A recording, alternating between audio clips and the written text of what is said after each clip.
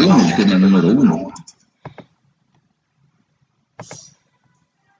Buen día, doctor. Bueno.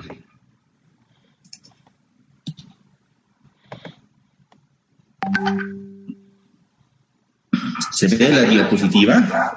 Sí, doctor. Sí, doctor.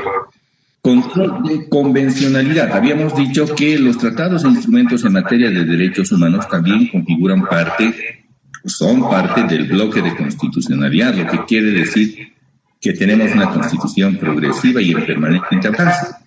Porque en la medida en que avance las determinaciones o instrumentos convencionales en materia de derechos humanos, pues vamos a tener un permanente avance. Eso está en plena coincidencia con el artículo 13 de la Constitución Política del Estado, que considera que la Constitución será siempre de derechos progresivos. Ahí la importancia de tener un marco normativo de estas características. El control de convencionalidad refiere a la aplicación de las convenciones, instrumentos y acuerdos en materia de derechos humanos y las normas del derecho comunitario, pero particularmente las normas de derechos humanos, las convenciones de derechos humanos, al interior de la aplicación del Estado boliviano. Un juez, un administrador, una autoridad, al momento de resolver, no solo debiera aplicar el texto de la Constitución expreso, sino también aplicar las normas de derechos humanos cuando así correspondan. A ello se llama el control de convencionalidad, por tanto, el control del cumplimiento de los tratados internacionales en materia de derechos humanos, o más genéricamente de los convenios en materia de derechos humanos, se denomina control de convencionalidad. Los estados signatarios de los tratados o convenios en materia de derechos humanos, de los que fueren signatarios o se adhirieren a los mismos, quedan obligados al cumplimiento de las determinaciones en materia de derechos humanos. ¿A qué quiero llegar con la parte de adhesión? Los tratados o los instrumentos, las convenciones en materia de derechos humanos no son como un tratado negociable, sino que emergen de los entes consagrados para la agrupación de los estados, las entidades internacionales como son, los organismos internacionales como son la Organización de Naciones Unidas y sus reparticiones, la Organización de Estados Americanos, y también sus reparticiones o dependencias. Cuando emergen de ellos, a decir, la Declaración Universal de Derechos Humanos, pues Bolivia no puede decir, no me parece que la redacción del artículo 8 deba ser así, me parece que deba ser de esta manera. Pues no, los estados simplemente se adhieren a cómo está el instrumento, ese documento. Si quieres te adhieres, si no, tampoco, no lo haces. Puedes manifestar reservas, pero de hecho tienes que adherirte, pero no modificar. Esa es una diferencia con los tratados internacionales en que permite, en otras materias permite la negociación, permite la modificación. En cambio, los tratados en materia de derechos humanos normalmente son convenciones que no admiten modificación y por eso simplemente corresponde la adhesión de los estados siguiendo procedimientos además propios. Ustedes van a llegar en algún momento de la carrera las materias de derecho internacional público y derecho internacional privado, también derecho diplomático, y se van a poder empapar de cuál es el procedimiento de adhesión. De hecho, existe una convención de Viena sobre la celebración de los tratados internacionales, pero también en su acápite de adhesiones señala que los estados que se adhieren tienen que remitir ante la Secretaría General del ente que está emitiendo o aceptando estas adhesiones la respectiva ley de ratificación emitida o norma emitida por el país, el estado al que se pretende adherir, una fotocopia legalizada, una resolución, la acreditación de sus plenipotenciarios y la manifestación de depositar las mismas, quiere decir que esté en el archivo de la Secretaría General esa adhesión de ese país que se está adhiriendo a un instrumento, en este caso de materia internacional. Los derechos humanos entonces son parte del bloque de constitucionalidad y tienen una aplicación señalada por los artículos 256 y 410.2 de la Constitución. Establecen el reconocimiento y obligación del cumplimiento de los convenios respecto a los derechos humanos. Por ello es que Bolivia acepta que efectuará no solamente el control de la Constitución, sino también de los convenios en materia de derechos humanos. Para ello, las autoridades administrativas y judiciales quedan comprometidas al cumplimiento de los instrumentos en materia de derechos humanos, puesto que ello implica cumplir la Constitución. Obviamente que cumplir la Constitución ahora no es solamente cumplir el textito, el librito, sino además, eso se llama el texto, sino además cumplir todo este bagaje amplio de derechos humanos porque están reconocidos en cuanto a su aplicación dentro del bloque de constitucionalidad. Este control de convencionalidad también alcanza las funciones que ejerce el Tribunal Constitucional Plurinacional, porque es parte de la estructura de Bolivia, como función del bloque del control de constitución, porque la Constitución, a su vez, comprende el bloque de constitucionalidad. La Declaración Universal de Derechos Humanos, aprobada por Naciones Unidas el 10 de diciembre de 1948, en su primigenio instrumento, establece que los derechos humanos, Bolivia es signataria y primigenia de este documento. Habíamos dicho que Bolivia fue parte de la configuración de Naciones Unidas porque había sido parte del bloque aliado. Nosotros hemos contribuido, bueno, nuestro Estado ha contribuido con suministro de estaño, como además país monoproductor para ese momento. ¿Por qué monoproductor? Si también Nigeria o Malasia tienen el mismo metal, pero es que Malasia estaba tomado por los japoneses hasta 1944 entrado, y en el caso de Nigeria tenía un bloqueo naval por los submarinos alemanes. Y de hecho, Nigeria tiene un reducido espacio de exportación, porque al igual que Bolivia, bueno, está encerrada, pero sí tiene un pequeño corredor, entonces no era fácil la exportación de minerales. Bolivia optó por ser aliada de los aliados vencedores y por eso es uno de los países constitutivos de Naciones Unidas, como varios sudamericanos lo fueron, a diferencia que a Bolivia se le asignó a momento de la creación de Naciones Unidas en 1945 a través de la Carta de San Francisco. La primera asamblea de Nueva York se le asignó la presidencia de una de las comisiones más importantes, la Comisión Económico-Social, que era una de las 5 comisiones. 4 de los países importantes vencedores de la guerra estuvieron a cargo de las otras comisiones y, por casualidad o determinación política, se determinó que un país tercermundista se haga cargo de la 5ª comisión, que aspiraban, por ejemplo, México, Brasil u otros países, pero por determinación de las potencias vencedoras se dijo que sea Bolivia, y correspondió a nuestro delegado plenipotenciario embajador en ese momento, Víctor Andrade, ser parte de esta presidencia. Entonces, el bloque económico-social tuvo a su cargo una participación boliviana desde su origen, y por eso es que formamos parte de Naciones Unidas, y también de los instrumentos que se generen en ella, como es la Declaración Universal de Derechos Humanos. En cuanto a los delitos de lesa humanidad, delitos que están en contra de la naturaleza misma del ser humano, ayer vimos el juicio de Nuremberg, se abre la competencia de la Corte Penal Internacional, con sede en La Haya y depende de las Naciones Unidas. Aunque, claro, muy posteriormente se aprueba el establecimiento del Estatuto de Roma. Recién en los años 80 se aprueba el Estatuto de Roma para clasificar los delitos de lesa humanidad, pero eso sí, el funcionamiento de la Corte Penal Internacional hace posible que los criminales de guerra o criminales contra los delitos de la humanidad, que como vimos, pueden estar o no tipificados, eso ya ha sido superado. El viejo positivismo que exponía la corriente kelseniana ha sido superada por el juicio de Nuremberg, al cual vienen muchas críticas, pero de hecho no se puede justificar que no haya habido una tipificación cuando evidentemente se han cometido delitos de lesa humanidad, en este caso crímenes de lesa humanidad. A su vez, el avance de los derechos humanos ha permitido que América también tenga sus propios instrumentos en materia de derechos humanos, y es así que el año 1969, concretamente el 22 de noviembre, se apruebe la Convención Americana sobre Derechos Humanos o Pacto de San José de Costa Rica, que fue ratificada en Bolivia en 1993 a través de la Ley 1430 de 11 de febrero de aquel año. El Pacto de San José de Costa Rica establece además mecanismos externos de control de convencionalidad. Es el caso del funcionamiento de la Corte Interamericana de Derechos Humanos, pero también previamente de la Comisión Interamericana de Derechos Humanos dentro del sistema de derechos humanos que existe aplicable de manera regional. Para el efecto, la petición del cumplimiento de derechos humanos a nivel regional del cual obviamente Bolivia es parte, tiene los siguientes mecanismos dentro del sistema de derechos humanos en América.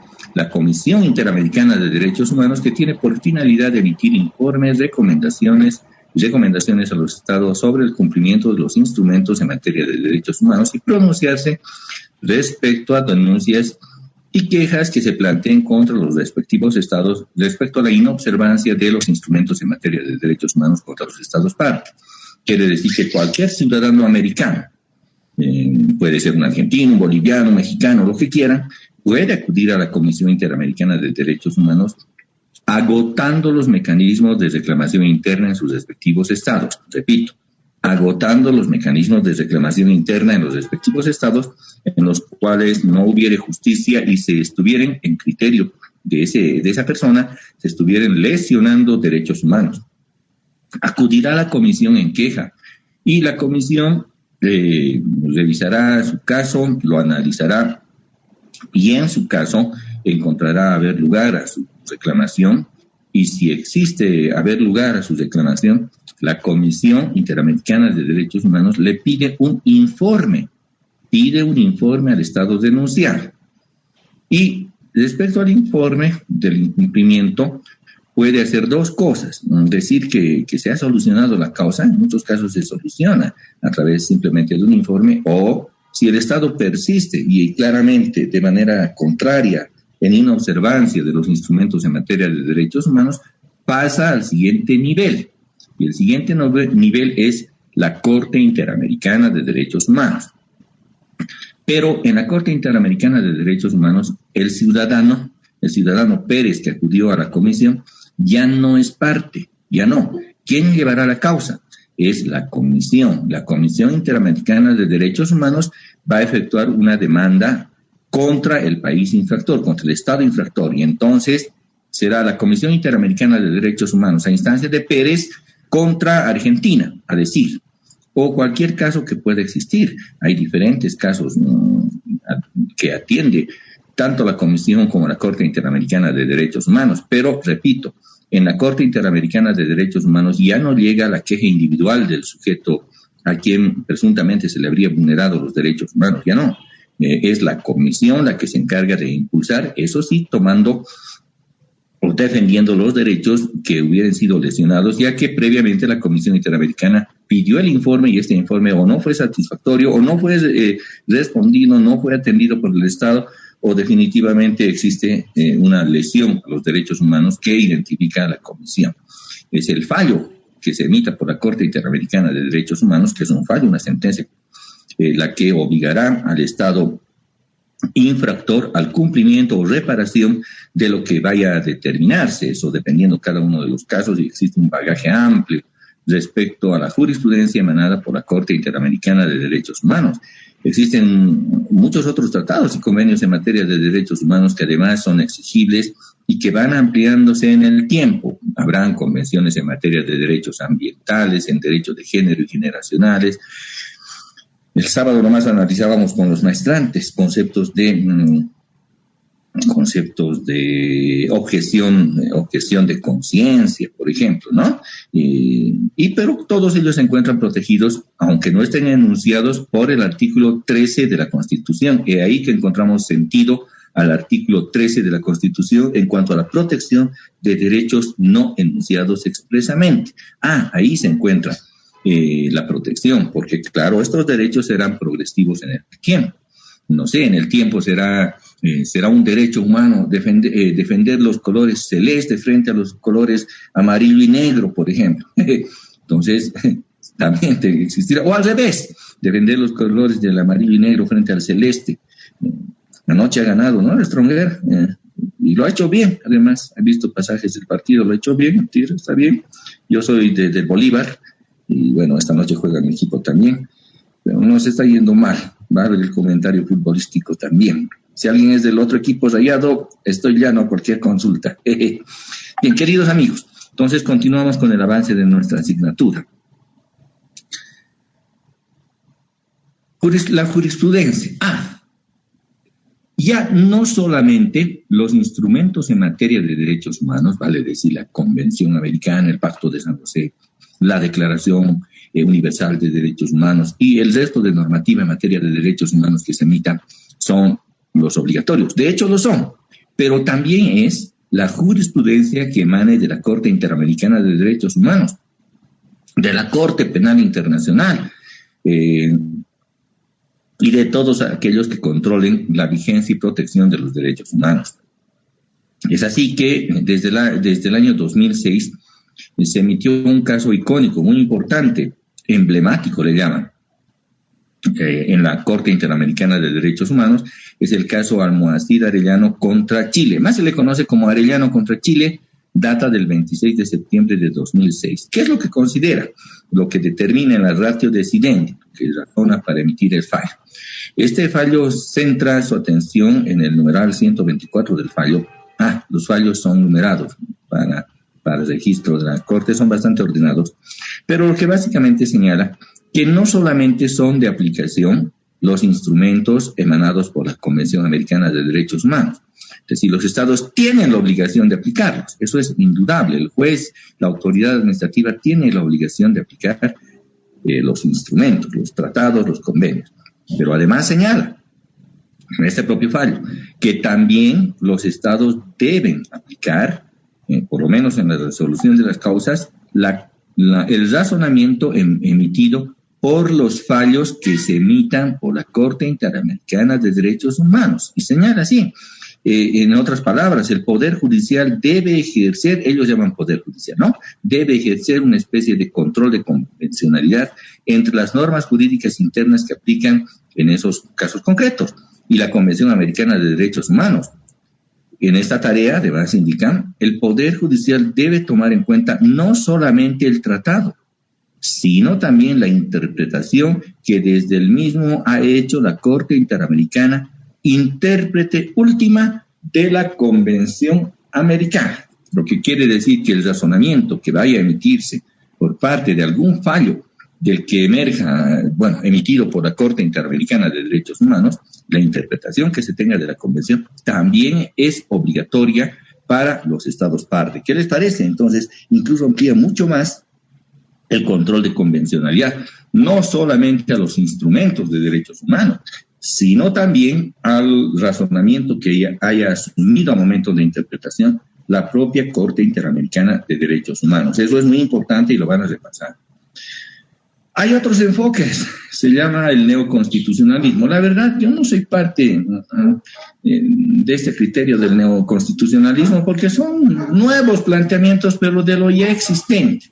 En términos conceptuales se llama refritos y actualizaciones, pero es obligación, obviamente, estar empapados con estas corrientes, más que propiamente del derecho. Esto es filosofía jurídica aplicada al derecho constitucional, pero claro, es nuestro deber también tener en el programa este concepto. Hay otros docentes que exceden esto y piensan que únicamente el derecho es este nuevo constitucionalismo, neoconstitucionalismo. No es evidente, porque con ello descuidan el constitucionalismo central, ¿no? Luigi Ferraioli es un italiano. Critica los conceptos de Estado de Derecho, Estado en el que imperan las leyes. Para él no debe ser así, porque dice que eso es antiguo y es planteado por los positivistas y los naturalistas. ¿Qué es lo que plantea? Plantea un tercer modelo. Él señala que que debe existir un Estado de Derecho garantista, en que se aplica la Constitución y sus garantías, y no solamente la ley. Ese es un concepto que él tiene. Él plantea que debe existir un Estado de Derecho garantista. Y de hecho, esta corriente del neoconstitucionalista se refleja en casi todas las nuevas constituciones. Leamos, por favor, el artículo número 1 de la Constitución.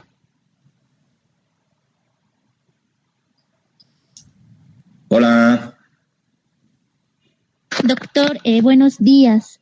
Buenos días, Artículo 1 de la Constitución. Bolivia se constituye en un Estado unitario social de derecho plurinacional comunitario, libre, independiente, soberano. Hasta ahí está bien, de derecho, ¿no? Estado social de derecho.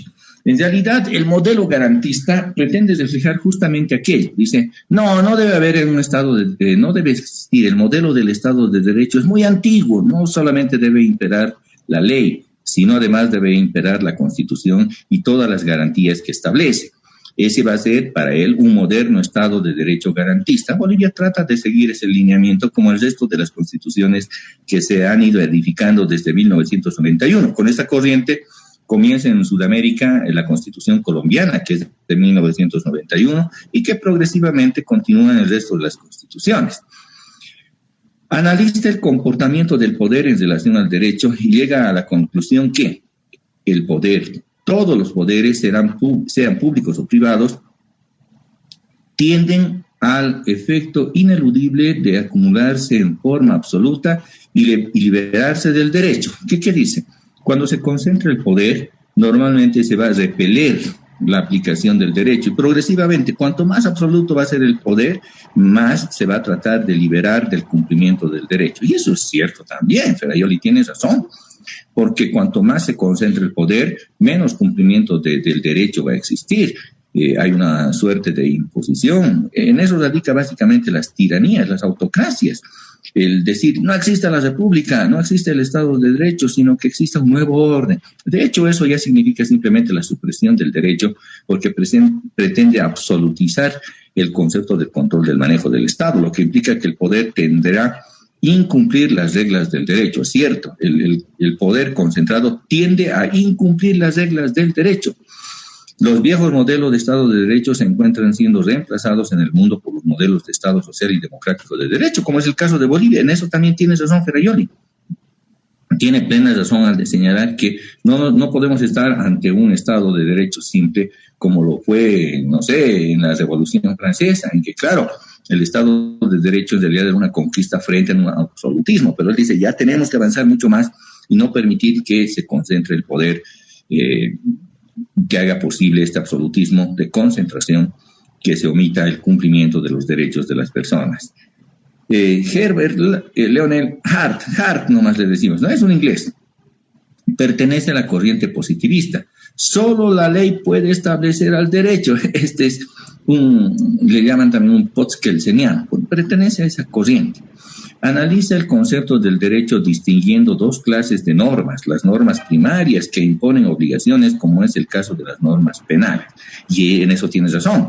En un Estado de Derecho en que no se estén vigilando únicamente crímenes de lesa humanidad, sino que establezcan tipos penales, no puede haber la persecución penal si no existe un delito expresamente descrito en el orden normativo.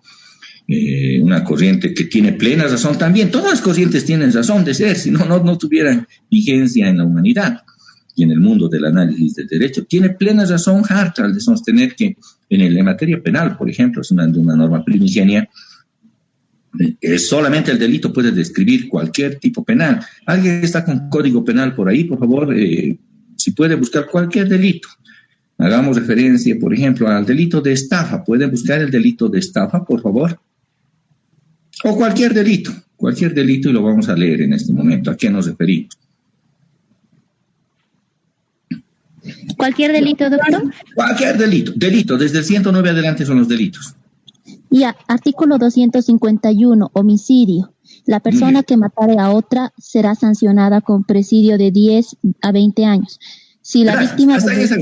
Hasta ahí está bien. Estamos describiendo el hecho principal, el que matare a otro. Entonces, si alguien le quita la vida a otro, tendrá esa sanción. Ahora van a ser variables, porque la intención va a contar. Y si usted está con el 251, ahora lea, por favor, el 252. Artículo 252, asesinato.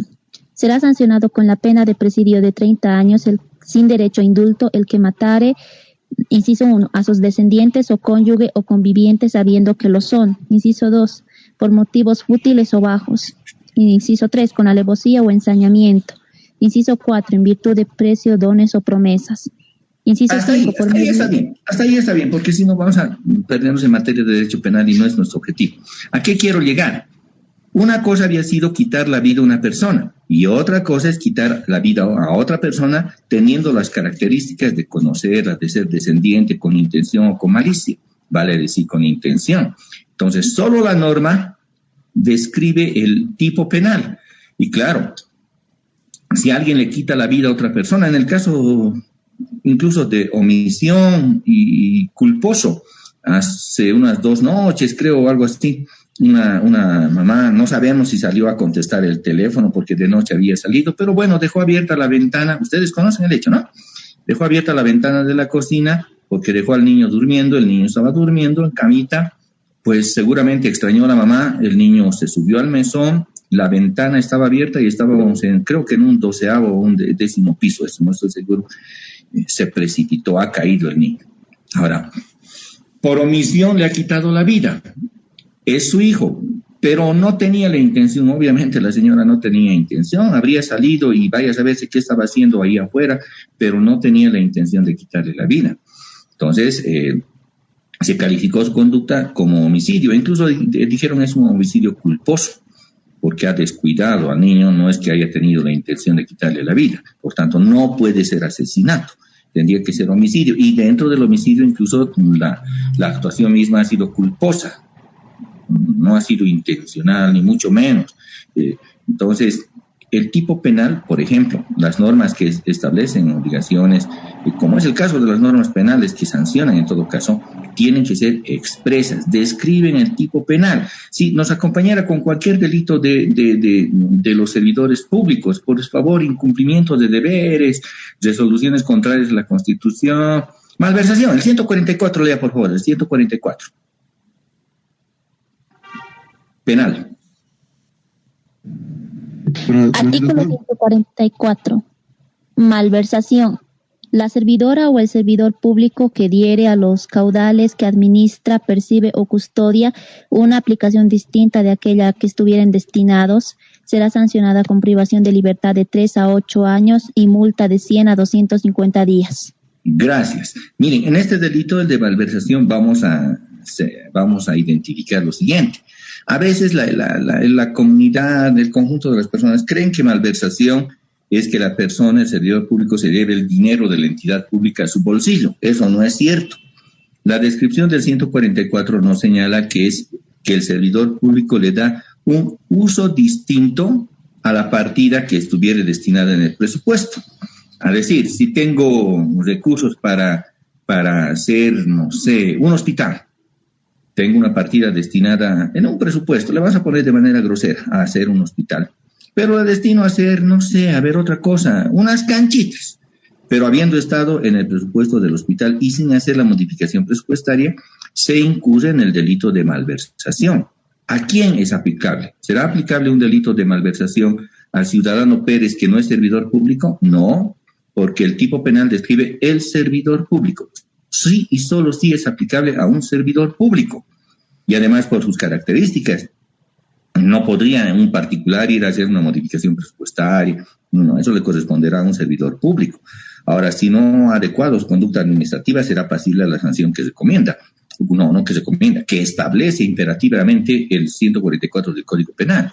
A eso se refiere precisamente Hart, en que en el derecho se debe aplicar la norma tal y como está redactada en las normas principales y en las normas secundarias que confieren potestades que a su vez se encuentran subclasificadas en reglas de conocimiento, condiciones para que una norma tenga validez. ¿Por qué es válida una norma? Porque ha sido aprobada por un parlamento.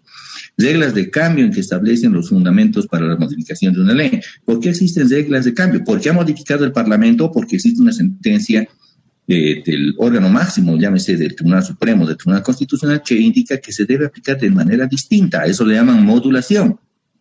O reglas de adjudicación que establecen las condiciones de validez de las decisiones respecto a la aplicación de la ley, y ahí sí de manera cesada refiere a cómo interpretan la ley los niveles que tienen a su cargo la misma, y en su caso la Constitución, cómo el Tribunal Constitucional definirá que se debe considerar la aplicación de un precepto normativo. Entonces, Hart ingresa a analizar qué es la ley y el marco de interpretación establecido por la ley, el que se aplica para que rija en la sociedad. Otro exponente, Dworkin, es un norteamericano y es parte del justnaturalismo y contrario al positivismo extremo de Hart. Hart, como verán, es un positivismo extremo. Debe ser, no sé, debe tener muchos recuerdos de Kelsen, viva Kelsen, la corriente positivista, debe decir Hart, pero Dworkin es el opuesto. ¿Es el derecho un sistema de normas? Comienza criticando Dworkin. Como vemos, todos estos son en realidad filósofos del derecho constitucional. analiza y concluye que el sistema positivista solo tiene en cuenta las normas jurídicas y de ahí que puede existir insuficiencia de la ley para resolver problemas. Es el caso típico del jardín, de un jardín de cualquier parque, que indica no puede ingresar con pesos. Ya está un pesito prohibido. Han debido ver en alguna jardinera ustedes. Cuando paso por la embajada británica, que está del Multicine ahí al frente, hay de esos letreritos. Está un pesito pintado, dibujado y con el signo de prohibido. Entonces, ahí surge la norma. Si está prohibido por ley el ingreso de pesos, yo puedo ingresar con mi gato. A ver, ¿qué dicen ustedes? Si está prohibido el ingreso de pesos a ese jardín, ¿yo puedo ingresar con mi gatito? Yo digo que sí, doctora. Sí, ¿no? Porque la ley solo está prohibiendo que sea un peso. Ahora, si prohíbe y dice, será prohibido el ingreso de mascotas, de ahí, no sé, mascotas prohibidas. Yo podré ingresar con mi oso, que no es una mascota, sino un animal que no ha sido domesticado. ¿Podré ingresar a ese jardín con un oso?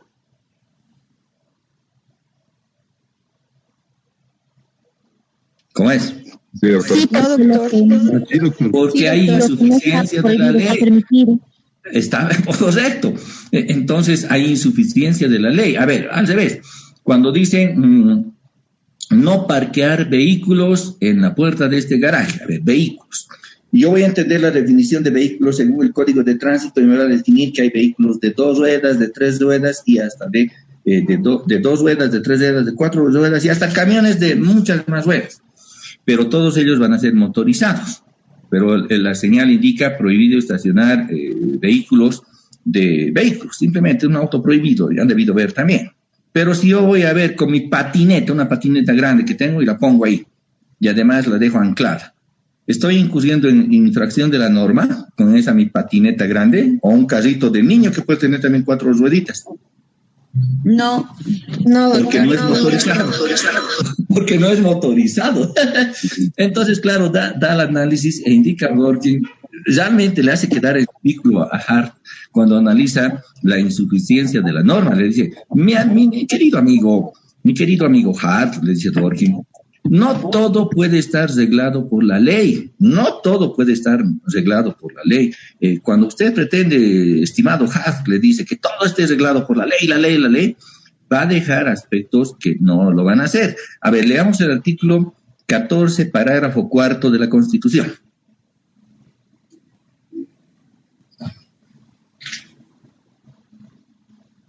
¿Puedo, doctor? Adelante. Artículo 14, parágrafo 4.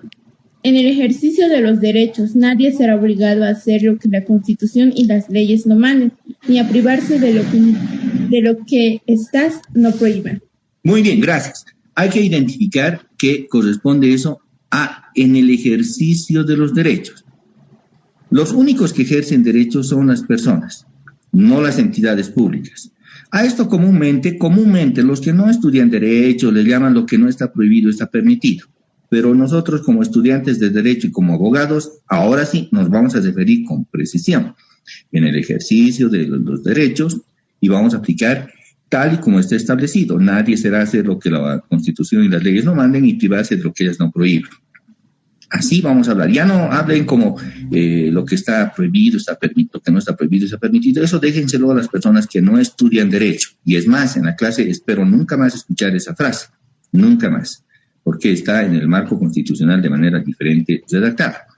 Implica que aplica al sujeto que se llama persona ciudadana, no a las entidades públicas. Y segundo, que claro, que si no existe prohibición normativa, tanto en la Constitución como en la ley, sí es permitida para la persona alguna actitud, como el caso de que si solamente el letrerito dice peso, se puede entrar como un gato, no ha infraccionado la ley, o si dice estacionar vehículos y el vehículo está definido por la ley de tránsito y yo tengo apenas un carrito de niño o una patineta, pues no estoy infraccionando la ley, existe entonces insuficiencia en la normativa. Y les voy a pedir siempre ese manejo. Y otra cosa, que esa regla del 14.4 no aplica a las entidades públicas. Es decir, no me puede decir un alcalde un gobernador, un asambleísta, ya le he escuchado a una presidenta de un consejo municipal del Alto, le he escuchado decir, lo que no está prohibido está permitido. Eso primero que no existe, y entendemos porque es una actora política, pero eso no es evidente. En la administración pública existe exactamente lo opuesto. Existe la aplicación del principio de legalidad y otros. Por favor, lectura al 232 de la Constitución.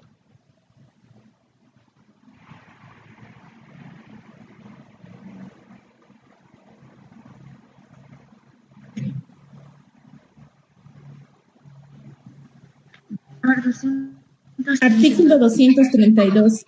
La administración pública se rige por los principios de legitimidad, legalidad, imparcialidad, publicidad, compromiso e interés social, ética, transparencia, igualdad, competencia, eficiencia, calidad, calidez, honestidad, responsabilidad y resultados. Muchas gracias. Como verán, la parte inicial del 232 indica el principio de legalidad y legitimidad. Eso quiere decir que en la administración pública solo se puede aplicar lo que la ley establece. Entonces el alcalde no puede decir, como no estaba prohibido hacer traspasos y llevarme a mi casa el dinero, entonces lo que no está prohibido está permitido. Eso no es cierto. En la administración pública es exactamente lo opuesto. Solamente se puede hacer lo que la ley manda y la Constitución manda. En cambio, para los ciudadanos que no ejercemos ningún cargo público, por eso indica en el ejercicio de los derechos, y ahí está claramente identificando que solamente le corresponde al ciudadano. El anterior presidente dijo, pero eso no estaba prohibido en norma, entonces podemos hacerlo. Eso es totalmente falso, porque para las autoridades opera el principio de legalidad tal como hemos leído en el artículo 232, y esa diferencia la tenemos que tener absolutamente clara. Y lleva a muchísimas responsabilidades en los gobiernos subnacionales, particularmente la mayoría de las causas abiertas en materia penal contra los exalcaldes, concejales municipales en provincia particularmente, se debe a esto. Se piensa que ese precepto del 14.4, que lo que no está prohibido está permitido, según ellos, pero la expresión es distinta, se puede aplicar a la administración pública, y es más, de la manera más descarada, dicen en una declaración, pero yo lo he hecho porque no está prohibido. Pues al revés, la autoridad solo puede hacer lo que la norma manda. Mucho cuidado, por favor, ustedes van a llevar adelante derecho administrativo, y esa es una de las características básicas. El acto administrativo debe ser dentro del marco de la legalidad. Y, por ejemplo, de eso analiza Dworkin en cuanto a la insuficiencia. Dice, mi querido amigo Hart, no puede estar todo en el derecho. Teníamos que tener, no sé, un libro infinito de derechos. Les he pasado una película hace unas 2 semanas o 3. ¿Recuerdan a los que han podido ver La Ley de Herodes? ¿Han visto La Ley de Herodes? Les pasé. Tal vez algunos no, pero les he remitido.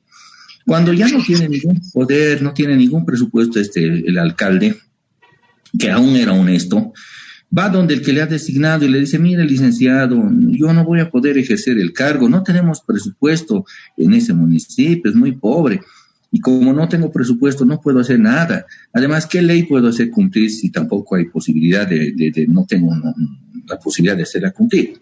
¿Qué le dice el que le administra, su jefe en realidad, el que le ha designado? Le dice, mire, pégueme, le dice el alcalde. Y el alcalde dice, ¿cómo, licenciado? Yo no le puedo pegar. No, deme un buen golpe. Deme un golpe. Y el otro, no, licenciado, yo no lo hago.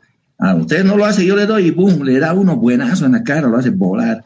Y el otro, claro, lastimado, se repone del golpe y extrañado además porque le había pegado el otro. Si usted no pega, a otros le pegan.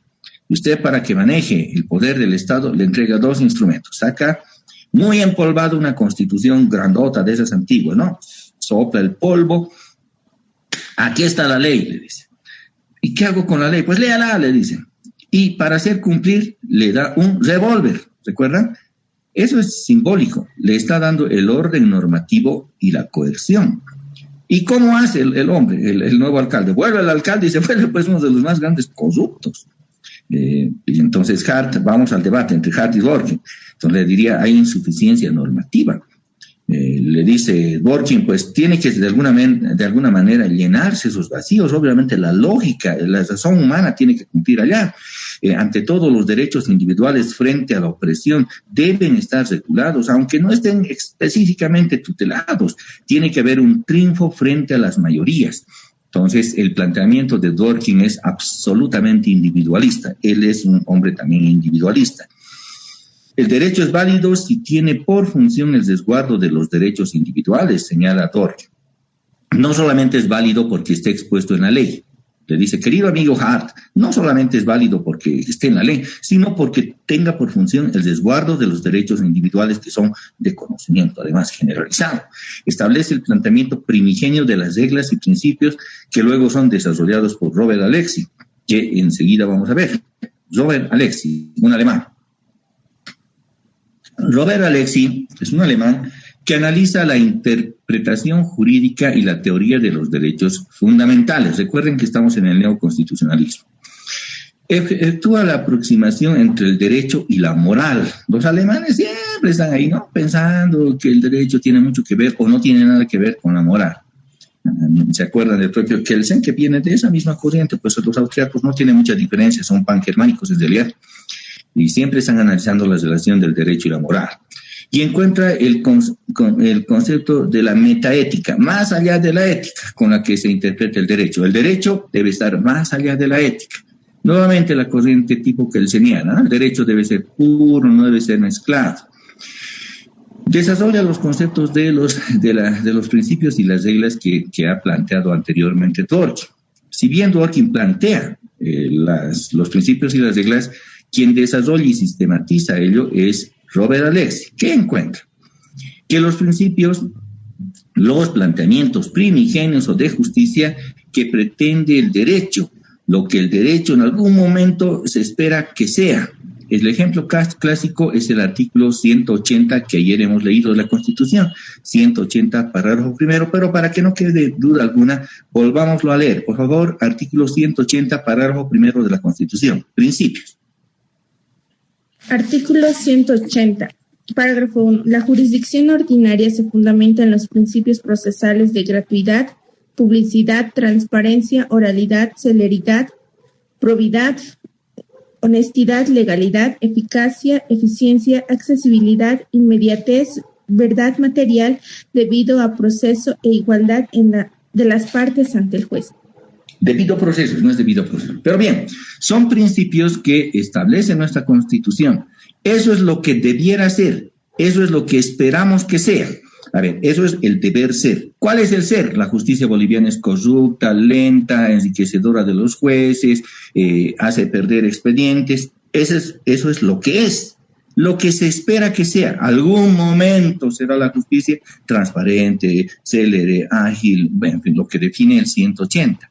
Vale decir que los planteamientos primigenios que pretende que sea el derecho, ve ahí un catálogo de aspiraciones que señala el 181 del cómo debiera ser, cómo se espera que sea. Son principios de los cuales pueda esperarse sea el derecho, en realidad, o la administración de justicia en ese caso. Y las reglas son las normas jurídicas de imperativo cumplimiento que existen en el ordenamiento jurídico. Cualquier norma jurídica que establezca derechos u obligaciones, cualquiera es una regla, porque en ella está establecida de manera expresa lo que debe aplicarse, de manera además imperativa, sin ningún planteamiento de interpretación. Las reglas que están plasmadas en el derecho propiamente dicho. A ver, cualquiera de ellas están con el Código Penal. ¿Alguien tiene Código Civil en este momento? Si puede leer el 519 del Código Civil o el 1538, cualquiera de ellos. Mejor va a ser el 1538. Código Civil.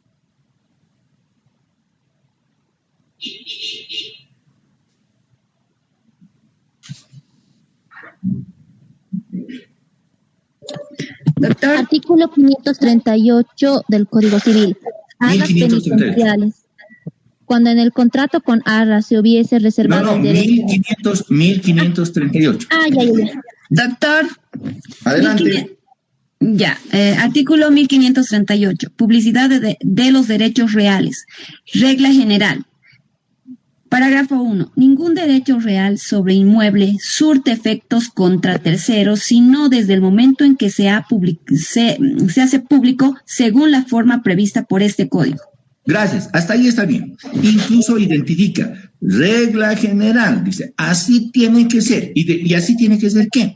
Que un derecho real se hace existente y exigible frente a terceros desde el momento de su inscripción en derechos reales, y eso es cierto.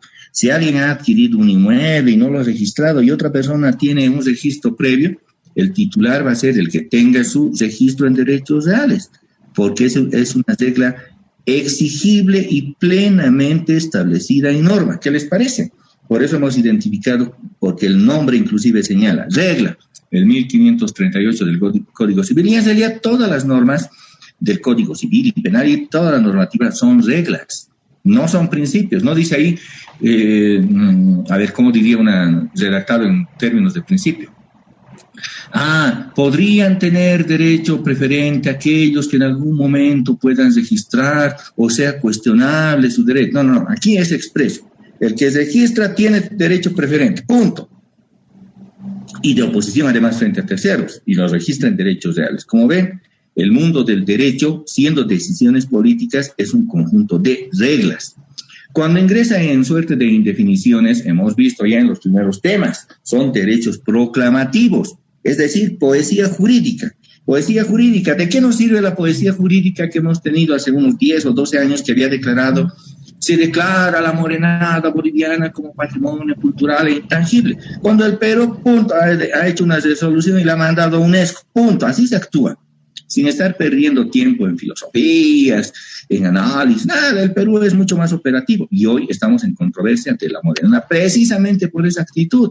Nosotros como bolivianos tendemos y demasiado al concepto de la poesía jurídica, la proclamación, por lo menos en parte del muy anterior gobierno de Morales. Existen varias normas proclamativas, incluso hasta locales. Se declara, no les miento, así existe, se declara al charango de Aiquile como patrimonio cultural de Cochabamba. Se declara al charango orureño, antiguamente de Chirquincho, como patrimonio cultural. Esta sí que es ridícula. Se declara a la llajua con Huacataya, hecha en Capinota, como patrimonio cultural. Así existen un conjunto de normas proclamativas, vaya a saber si vayan a servir o no. En realidad el derecho, según la observación que hace Robert Alexi, se define en principios, que son lo que se espera que sea, y las reglas que son de cumplimiento categórico e imperativo. Normalmente la enseñanza de derecho constitucional comienza con el concepto de constitución y se señala un concepto de constitución. Pero ahora sí, recién al final del tema número 1 vamos a dar, después del bagaje que hemos tenido, bagaje conceptual, de esa acumulación conceptual, de esa bagaje en el sentido de que del equipaje que hemos adquirido, de toda esa carga conceptual que hemos tenido, recién vamos a dar el concepto de constitución. Así que buscando el concepto de constitución, consideramos las acepciones generales de constitución política del Estado como norma suprema del ordenamiento jurídico que establece y organiza el Estado y además otorga derechos y garantías. Pero ese concepto es insuficiente, no es completo. Solo expresa a la corriente positivista. Cierre su micrófono, por favor, estimado amigo. Solo expresa la corriente positivista y responde a la pregunta, ¿qué debe ser la Constitución? ¿Se acuerdan cuando hemos comenzado la clase? Hemos preguntado, ¿qué es la Constitución? Y vamos a dejar esa pregunta para el final del tema. Dijimos, y hoy estamos en el final del tema, porque los abogados estamos acostumbrados a que cuando nos preguntan ¿qué es la Constitución? Respondemos con el ¿qué debe ser la Constitución? Pero no a la pregunta de ¿qué es la Constitución? Aunque el positivismo presenta como un deber ser, un mundo ideal, es decir, un concepto que solo refiere a una pregunta del qué debe ser la Constitución. Pero eso no es lo más correcto. Nos vamos a adentrar a qué efectivamente es la Constitución. Acudamos al concepto de Constitución que se ha diseñado por Ferdinand Lassalle, que es una Constitución. Él ya se preguntó esto en el siglo XVIII. De manera sencilla indica que la Constitución es la suma de los factores reales de poder. Ferdinand Lassalle indica aquello ya para el siglo XVIII, lo que implica que la norma suprema que organiza el Estado y establece derechos y garantías se basa en sus elementos reales de poder, lo que le da sustento al poder. Pero también este concepto es insuficiente porque solamente es determinista. ¿Sí? es el resultado de la suma de los poderes, de los factores reales de poder, y como forma, ahí le falta la forma, porque no enuncia la naturaleza formal positiva de la Constitución. Son dos extremos. Por una parte indica, es la norma suprema, y al otro lado, es una decisión política. Pero tiene que haber un equilibrio, o debe haberse tal vez conmixtado, debe haberse conjuncionando ambos conceptos. Debemos considerar el concepto de Constitución como ser y como deber ser. Ambos tienen que existir en la Constitución, como ser, como decisión política, y como deber ser, como organización del Estado a través de una norma, de manera simultánea. No podemos hacer ninguna exclusión. No podemos dar la victoria categórica a los positivistas o victoria categórica a los naturalistas. No. Para tener un concepto completo de Constitución, vamos a tener que conjuncionar ambos.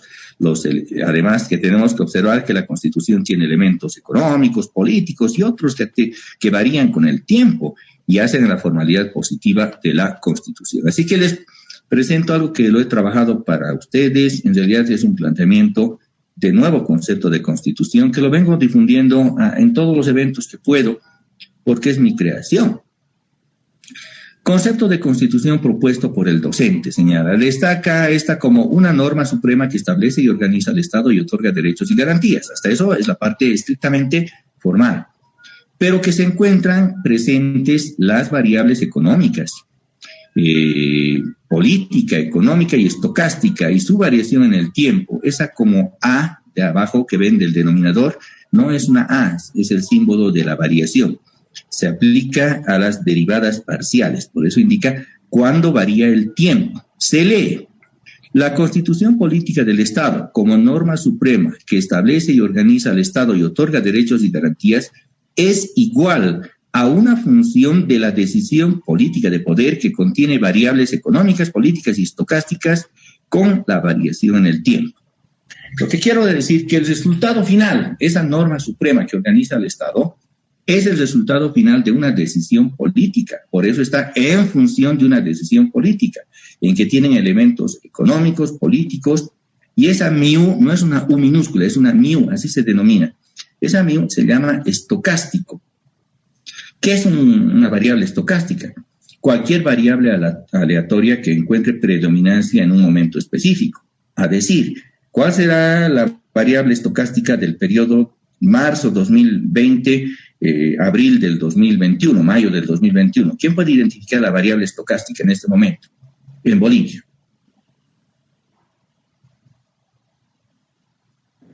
La deficiencia de salud. Salud, correcto. Es salud. Entonces va a adquirir mayor predominancia el concepto salud. En otro momento será la variable plenamente económica, en otro momento será otro tipo de variable. Habrá variables, no sé, de protección a la niñez y adolescencia. Claro que sí. En momentos en que se decía que un presidente incurría en pedofilia, por ejemplo, surgió esa variable, protección a la niñez y a la adolescencia respecto a ese tipo de hechos. Cuando existen estas muertes de las mujeres, de feminicidio, y si fuera constante aquello, pues va a surgir la variable estocástica de protección a los derechos de la mujer.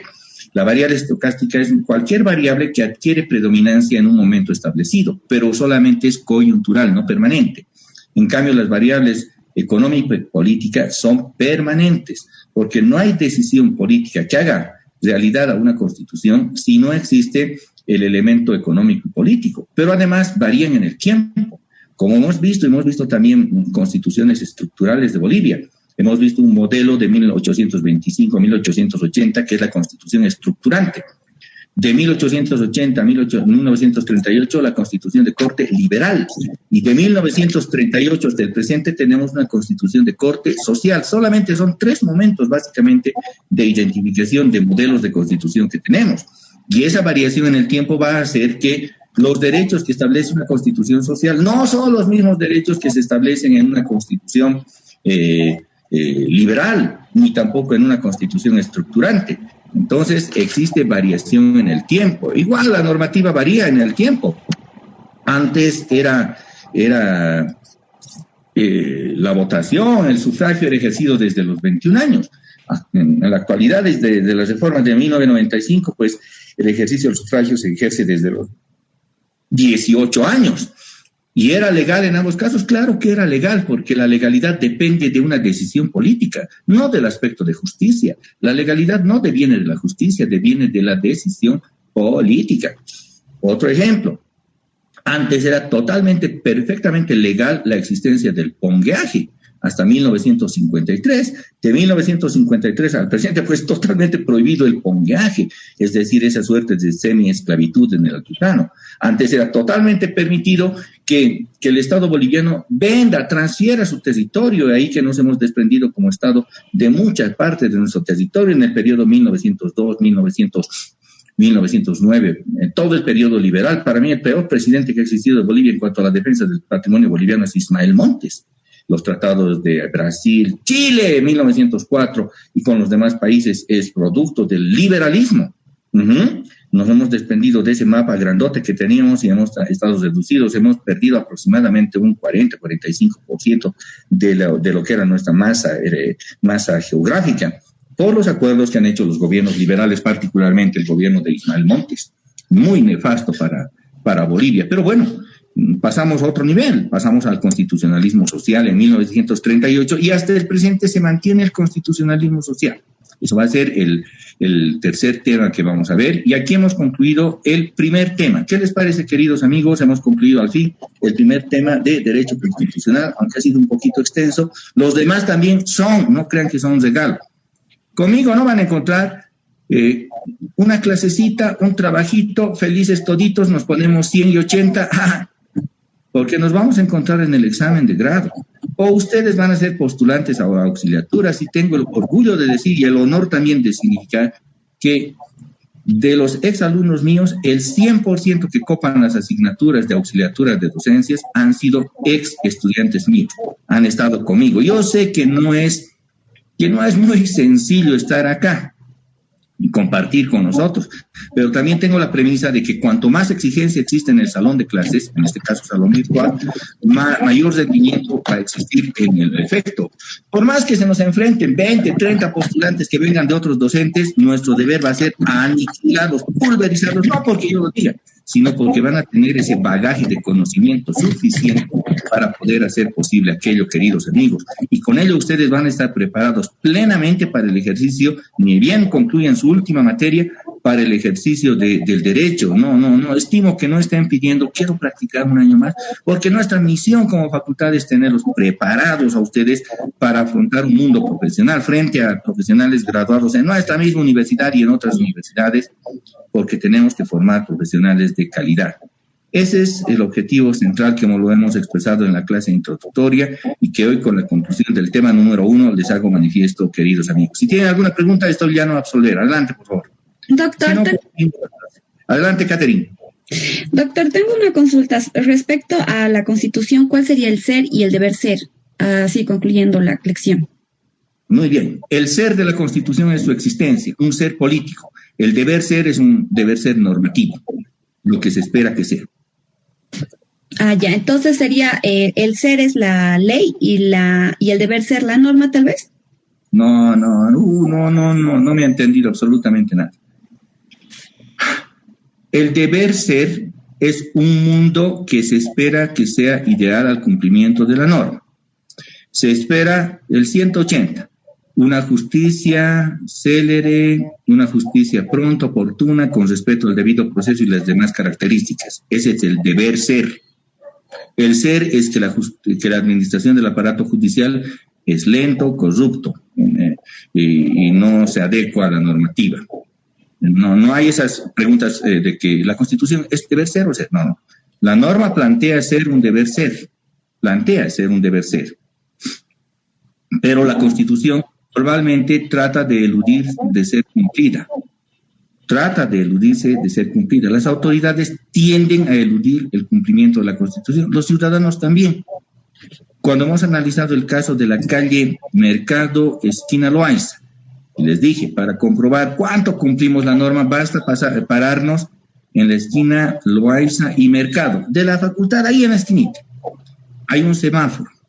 ¿Y cuántos van a aprovechar, incluso cuando el semáforo esté en verde, que solo pueden transitar vehículos, para atravesar la vía?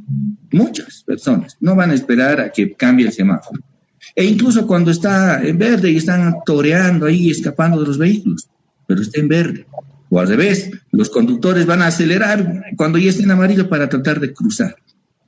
El conjunto de la población trata de eludir el marco del cumplimiento normativo.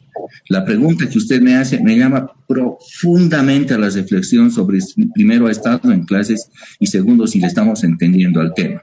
Pero tenemos toda la gestión para poder hacer esa diferencia, estimada Catherine. ¿Ya? ¿Alguna otra pregunta, por favor? Gracias, doctor. Doctor, ¿cómo está? Buenos días. Buen día. Esta clase estuvimos ya terminando el tema de los derechos humanos, ¿no? Y bueno, es algo que siempre se recalca, pero tal vez valdría aclarar si los tratados en derechos humanos, los tratados internacionales en derechos humanos están al mismo nivel que la Constitución.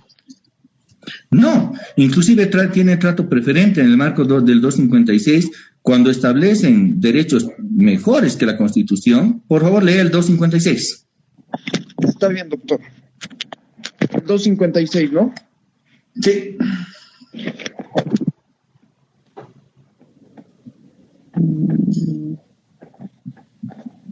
Ya, ahora sí.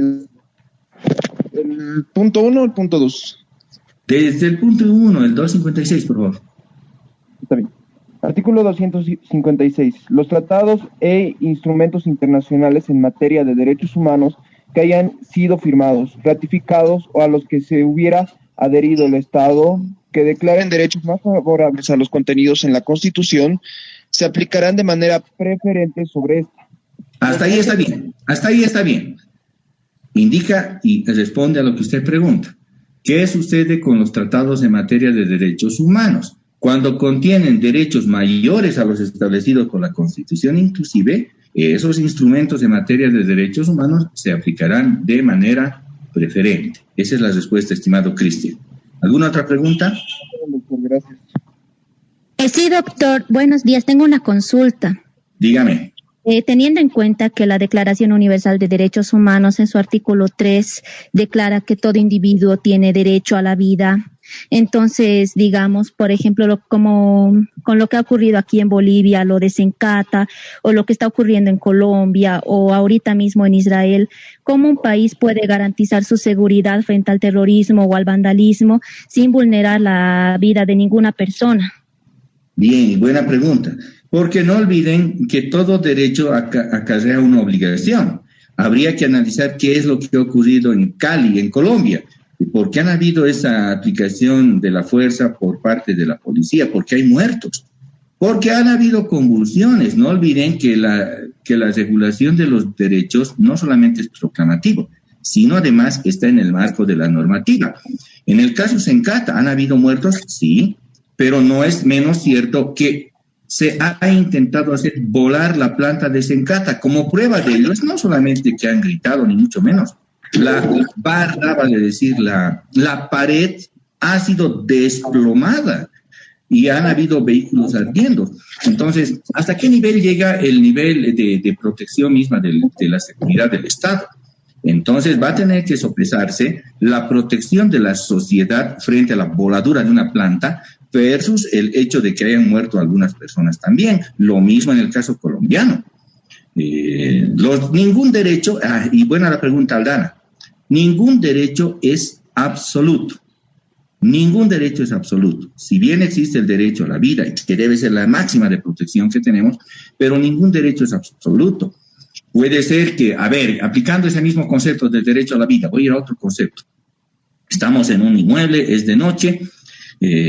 Yo, ciudadano, que tengo derecho a portar armas, porque cada noche escucho que hay ladrones que ingresan a mi casa, pero una noche se me presenta el ladrón con un cuchillo y un revólver apuntándome en la cama, pero yo tengo debajo de la almohada otro revólver, saco y lo victimo.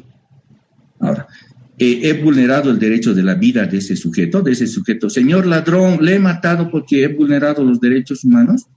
¿O lo he hecho en legítima defensa? De ahí viene el concepto de legítima defensa. Le traslado la pregunta, estimada Aldana.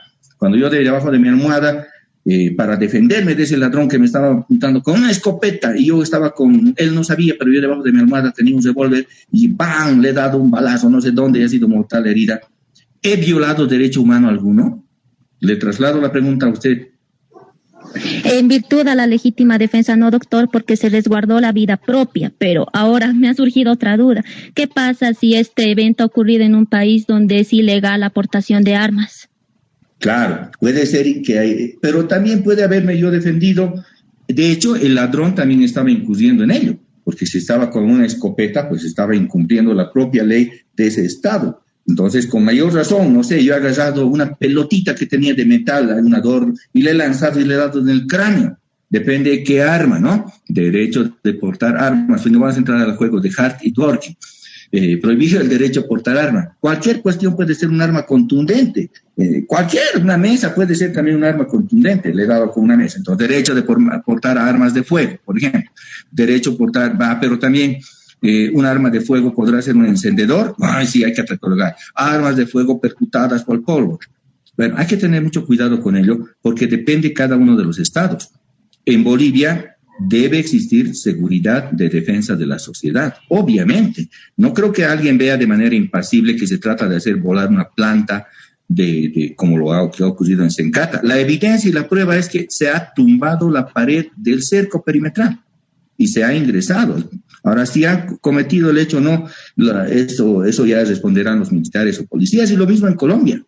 Ningún derecho es absoluto en cuanto a su protección, porque frente a un derecho individual, o va a haber otro derecho individual también exigible, o va a haber otro derecho colectivo.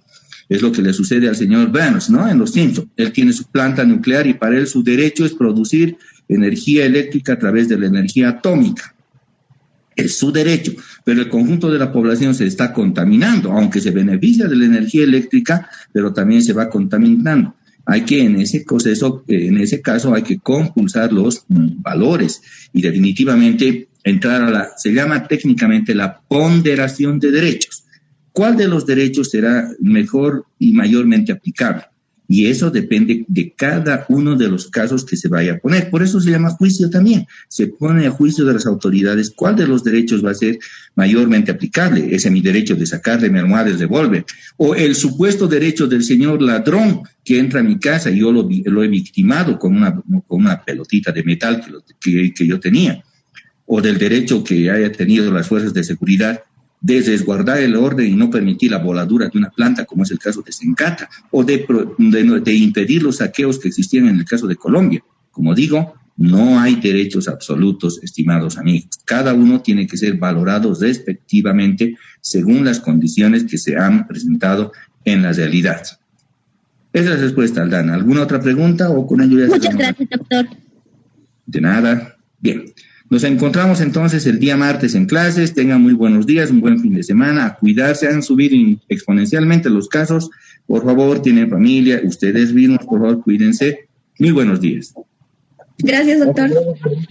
Muchas gracias, doctor. Hasta luego, doctor. Hasta la siguiente clase. Que Dios lo bendiga. A ustedes igualmente. Saludos. Hasta luego, doctor. Doctor, hasta el martes. Que tenga buen día, doctor.